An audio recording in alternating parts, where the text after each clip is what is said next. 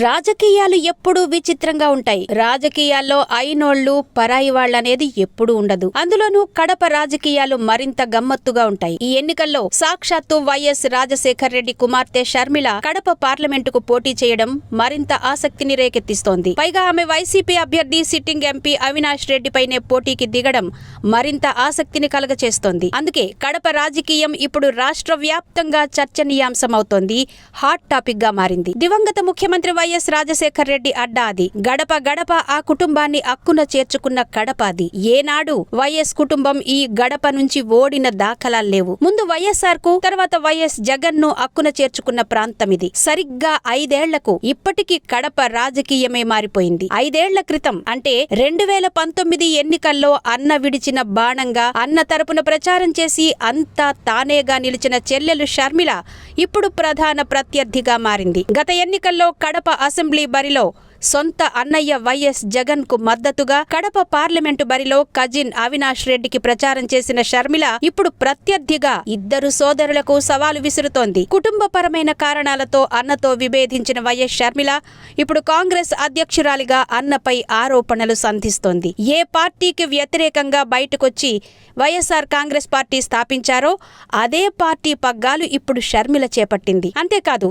Kadapa parliament బరిలో సోదరుడు అవినాష్ రెడ్డికి సవాల్ విసురుతోంది. వైఎస్ఆర్ బిడ్డగా అదే కాంగ్రెస్ పార్టీ నుంచి ఎంపీగా పోటీ చేస్తుండడం అత్యంత ఆసక్తిగా మారింది. బాబాయిని హత్య చేసిన హంతకుడికి ఓటు వేస్తారా, రాజన్న బిడ్డకు ఓటేస్తారా అంటూ షర్మిల సూటిగా ఓటర్లను ప్రశ్నిస్తున్నారు. దీంతో షర్మిల క్రేజ్ బాగా పెరిగిపోయింది. శాసనసభ్యులు కూడా రాజీనామాలు చేసి షర్మిల పంచన చేరుతున్నారు. ఈ నేపథ్యంలో గత ఎన్నికల్లో కడప పార్లమెంటు స్థానానికి పోటీ చేసిన అభ్యర్థులకు వచ్చిన ఓట్ల వివరాలు ఇలా ఉన్నాయి. 2019 ఎన్నికల్లో కడప పార్లమెంటు స్థానం నుంచి వైఎస్ఆర్ కాంగ్రెస్ పార్టీ అభ్యర్థిగా పోటీ చేసి గెలిచిన వైఎస్ అవినాష్ రెడ్డికి 7,83,499 ఓట్లు పడితే, తెలుగుదేశం అభ్యర్థి ఆదినారాయణ రెడ్డికి 4,02,773 ఓట్లు పోలయ్యాయి. ఇక ఆ ఎన్నికల్లో కాంగ్రెస్ అభ్యర్థిగా బరిలో నిలిచిన జి శ్రీరాములకు కేవలం 8,341 ఓట్లు పడ్డాయి. విశేషమేంటంటే ఆ ఎన్నికల్లో నోటాకు పడిన ఓట్లు 14,692. అంటే కాంగ్రెస్ అభ్యర్థి కంటే ఎక్కువ. ఇక పర్సంటేజ్ పరంగా చూస్తే అవినాష్ రెడ్డికి 49.89% ఓట్లు వస్తే ఆదినారాయణ రెడ్డికి 25.65% ఓట్లొచ్చాయి. కాంగ్రెస్కు కేవలం 0.53% ఓట్లే వచ్చాయి.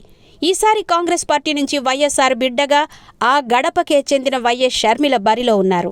ఇదే ఇప్పుడు ఆసక్తి రేపుతోంది. వైఎస్ షర్మిలకు కడప గడ్డపై ఉన్న అవకాశాలపై సర్వే చేయిస్తే 55% అనుకూలంగా ఉన్నట్టు తెలుస్తోంది. అదే నిజమైతే వైఎస్ జగన్కు ఇది షాకింగ్ పరిణామం. వైఎస్ అవినాష్ రెడ్డికి ఓటమి తప్పదు. బాబాయిని హత్య చేసినోడు కావాలా, వైఎస్ఆర్ బిడ్డ కావాలో తేల్చుకోమంటూ వైఎస్ షర్మిల ప్రజలకిస్తున్న పిలుపు రాజకీయ వాతావరణాన్ని మార్చేస్తోంది. 2019 ఎన్నికలకు కేవలం 2 నెలల ముందు వైఎస్ జగన్ సొంత బాబాయి వివేకానందరెడ్డి హత్యకు గురయ్యారు. ఈ కేసును దర్యాప్తు చేస్తున్న సిబిఐకు వైఎస్ అవినాష్ రెడ్డి చుట్టూ అనుమానాలు, పలు ఆధారాలు లభ్యమయ్యాయి. ఈ కేసులో వైఎస్ అవినాష్ రెడ్డి హస్తముందనే వాదన గట్టిగా వినిపిస్తోంది. ఇప్పుడు ఈ ఎన్నికల్లో వైఎస్ షర్మిల నోటి నుంచి బాబాయి హత్య చేసినోడా లేక వైఎస్ఆర్ బిడ్డనా అనే మాట రావడం కడప ప్రజల్ని ఆలోచింపచేస్తోంది. ఎందుకంటే కడప ప్రజలు వైఎస్ఆర్ కుటుంబాన్ని ఎంతగా అభిమానిస్తారో వివేకానందరెడ్డిని అంతకన్నా ఎక్కువగానే అభిమానిస్తారు. అందుకే ఇప్పుడు వైఎస్ షర్మిల బరిలో ఉండడం వైఎస్ఆర్ కాంగ్రెస్ పార్టీకి మింగుడు పడడం లేదు. కడప ప్రజానీకం ఎవరిని ఆదరిస్తుందో తెలియదు, కానీ వివేకానందరెడ్డి హత్యానంతర పరిణామాలు, వైఎస్ఆర్ బిడ్డ వైఎస్ షర్మిల బరిలో ఉండడం ఖచ్చితంగా ప్రజల్ని ఆలోచింపచేయవచ్చు.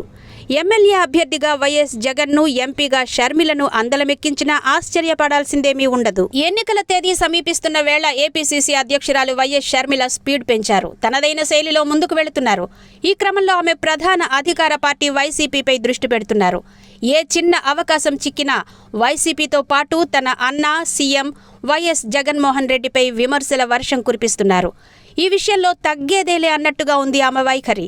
వైసీపీలో టికెట్ లభించని అసంతృప్తి ఎమ్మెల్యేలు ముగ్గురు వైసీపీ ఎమ్మెల్యేలను కాంగ్రెస్లో చేర్చుకుని ఆ పార్టీకి సవాల్ విసిరారు. ఇంతకుముందు చింతలపూడి ఎమ్మెల్యే ఎలీజా, ఆ తర్వాత నందికొట్కూరు ఎమ్మెల్యే ఆర్డర్ను కాంగ్రెస్లో చేరిపోయారు. తాజాగా శనివారం పూతలపట్టు ఎమ్మెల్యే ఎంఎస్ బాబు కూడా కాంగ్రెస్లో చేరడంతో వైసీపీకి షాక్ తగిలినట్టయింది. వైసీపీ అసంతృప్త ఎమ్మెల్యేలను చేర్చుకోవడం ద్వారా ఆ పార్టీ ఓటింగును తమ వైపు తిప్పుకోవడమే షర్మిల ప్లాన్.